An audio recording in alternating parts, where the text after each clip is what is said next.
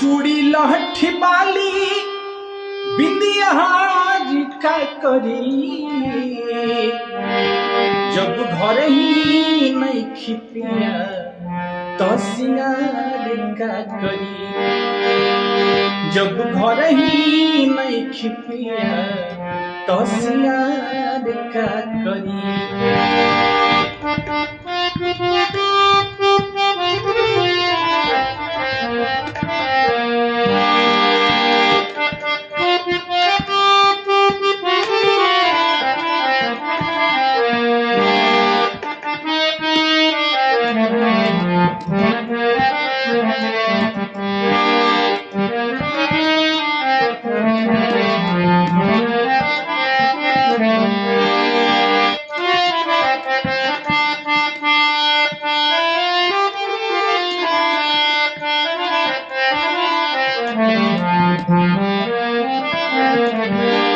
औरत अपना पति से कैसे कहता रही भैया, उनका पति बहुत दिन से प्रदेश में बने,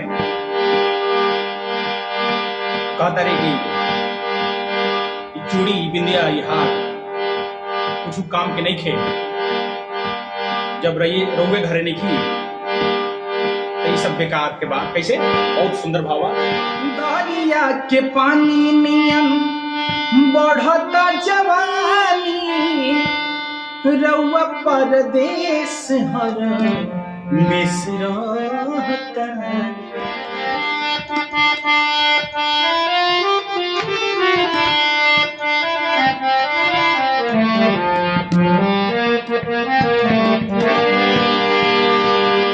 दरिया के पानी नियम बढ़ता जवानी रउआ परदेश हर मिश्र बतानी।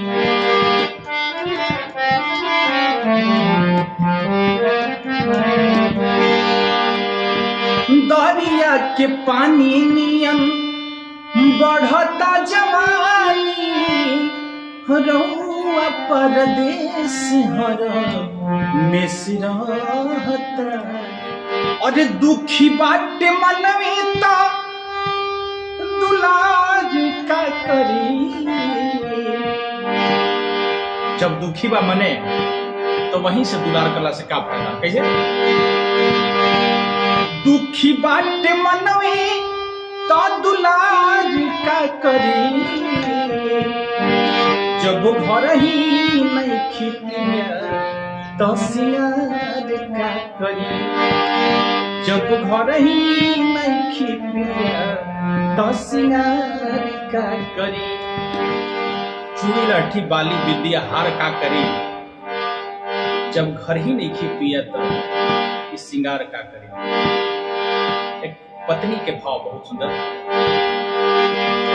दरिया के पानी नियम बढ़ता जवानी रउआ परदेश हर मिश्र बतानी।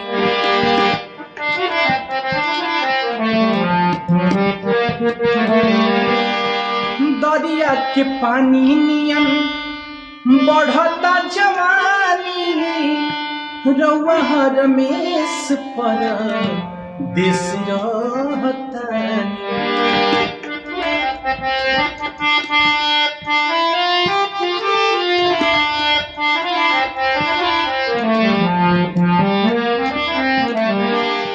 दुखी बाटे मनवेता दुलार का करी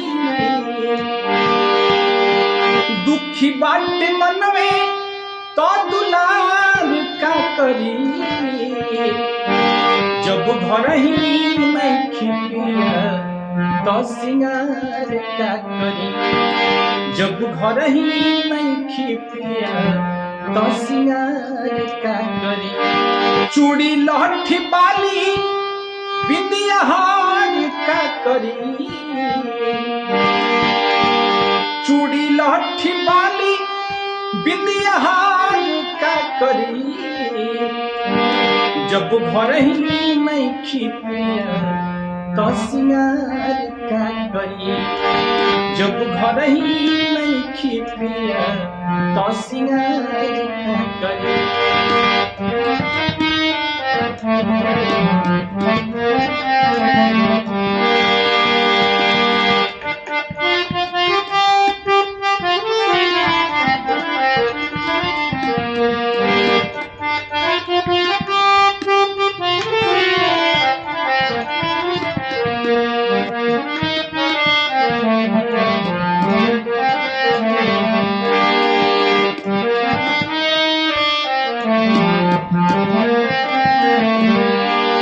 साथियों, आप सभी को यदि मेरा वीडियो अच्छा लगा होगा तो आप सभी से अनुरोध होगा कि आप मेरे चैनल को जरूर सब्सक्राइब कीजिएगा।